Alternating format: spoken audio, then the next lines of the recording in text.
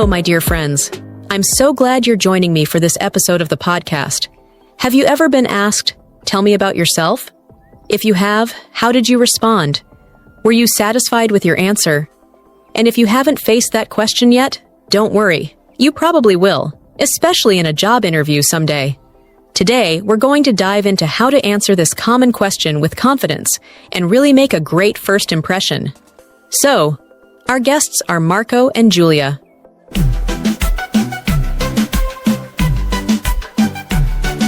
Hello, Marco. How have you been?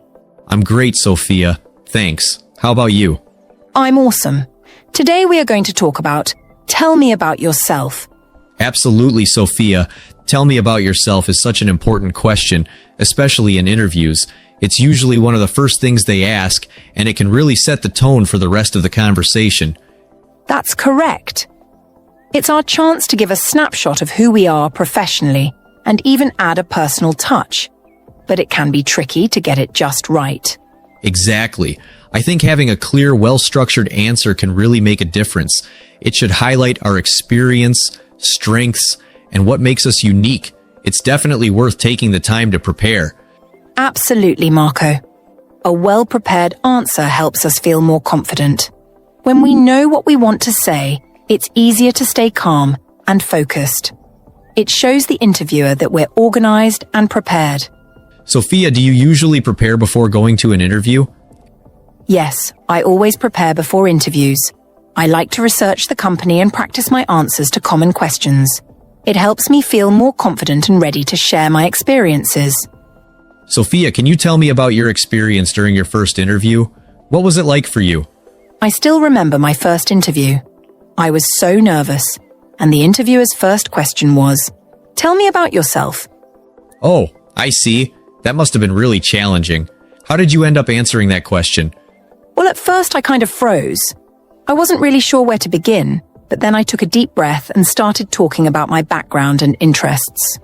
Please tell us what and how you said. I mentioned my education, a few key skills, and why I was interested in the role. Looking back, I probably could have structured my answer better, but I think my enthusiasm helped. The interviewer seemed to appreciate that I was genuinely excited about the opportunity, even if I wasn't perfect. Absolutely, I understand. It was your first interview, so being a bit nervous is totally normal.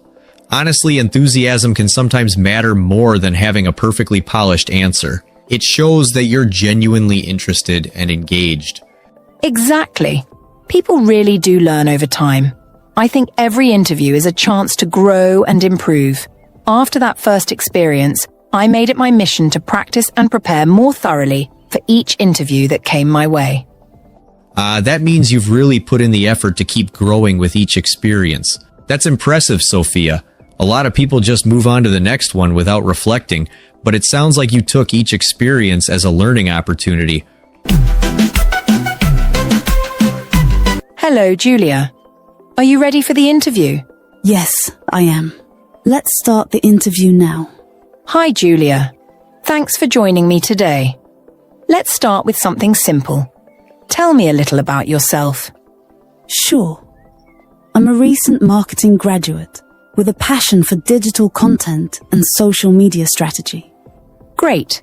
So, what led you to choose marketing as your field? I've always enjoyed connecting with people and understanding what catches their attention. So marketing felt like the perfect fit. Interesting. What would you say is your biggest strength? I'd say adaptability. I'm quick to adjust to new situations and enjoy learning as I go. Nice. And what about a weakness you're working on? Sometimes I focus too much on details, so I'm learning to step back and see the bigger picture. That's a good one. So, can you tell me about a project you're particularly proud of? Yes. I recently helped a small business grow their online presence, and it was amazing to see their engagement rates increase. Sounds rewarding. How do you approach teamwork? I really enjoy collaborating. I think working with others brings fresh ideas and helps create the best results. Good to hear.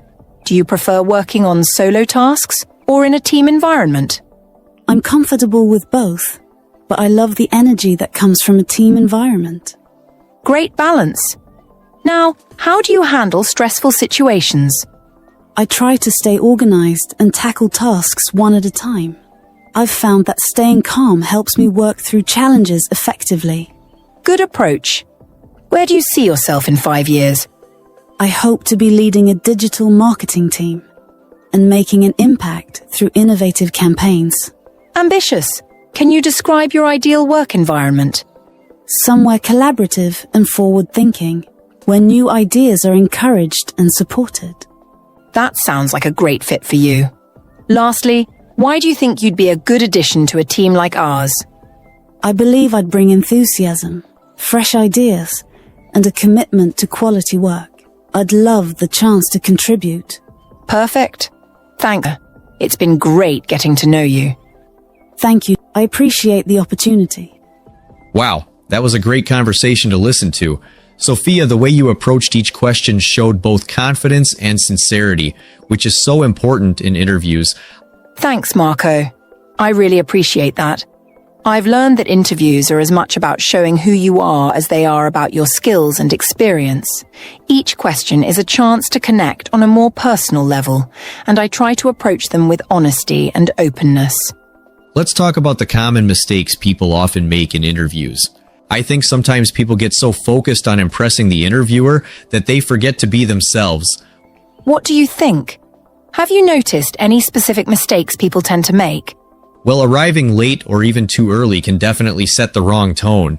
Timing is so important because it shows respect for the interviewer's schedule. Another big one is wearing the wrong type of attire. Dressing too casually or not matching the company's style can sometimes give the wrong impression.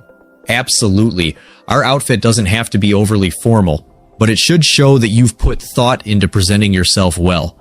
Oh, and using your cell phone during an interview, that's definitely another one. It can come across as disrespectful or like you're not fully engaged. I think it's best to keep your phone out of sight and focus entirely on the conversation. That's a very important point. I think the best approach is to turn your phone off completely or put it on silent mode before the interview even starts. That way you're not distracted by any notifications and you can give your full attention to the interviewer. Oh, that's a brilliant idea. It's such a simple step, but it really shows that you're present and serious about the opportunity. Absolutely. And another big one is not doing any research on the company beforehand. When candidates come in without a clear understanding of what the company does or its values, it can seem like they're just going through the motions. Yeah, you're right. I mean, doing proper research not only shows genuine interest in the position, but also helps candidates tailor their responses during the interview. I remember when I was interviewing for my last job, I dug into their recent projects and their company values.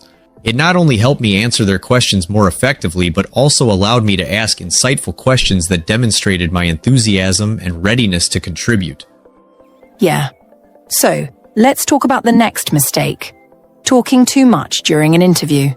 It's easy to get carried away, especially when you're excited about the position or the company. I understood. You want to showcase all your skills and experiences, but if you end up dominating the conversation, it can actually work against you. Interviewers are looking for a conversation, not a monologue. They want to gauge your communication skills, how well you listen, and your ability to interact. Yes, in short, a good balance shows you're not only knowledgeable, but also adaptable and engaging. I noticed some progress in your writing, but there are still a few mistakes. Are you practicing regularly? I try, but grammar is hard. I keep mixing past and present tenses. That's common. Do you review the rules when you write? Sometimes, but I forget them quickly. That's because grammar needs repetition. How often do you write? Not much, only when I have homework. Writing daily, even a little, helps a lot. Do you keep a journal? No. Would that really help? Definitely. Even writing a few sentences a day improves fluency. But what if I make mistakes? Mistakes are part of learning. Do you correct them after? Not always. I don't always know what's wrong. Try reading aloud. It helps you notice errors. That sounds interesting. Should I also listen to English? Yes, listening improves your natural understanding of grammar. I watch English movies, but they talk too fast. Have you tried using subtitles? Yeah, but then I just read instead of listening. That's okay at first. Later, try watching without them. Will that really help with writing too? Absolutely. The more you hear correct sentences, the more natural they feel. I never thought about that. Should I also speak more? Of course, speaking and writing support each other. But I get nervous when I speak. That's normal. Do you practice with anyone? No, I'm afraid of making mistakes. Mistakes help you improve. Have you tried recording yourself? No. Would that help? Yes, listening to yourself can show you what to fix. That sounds scary, but maybe I'll try. That's the right attitude. Confidence grows with practice. I hope so. Sometimes English feels impossible. It's not. Every small step adds up. Keep going.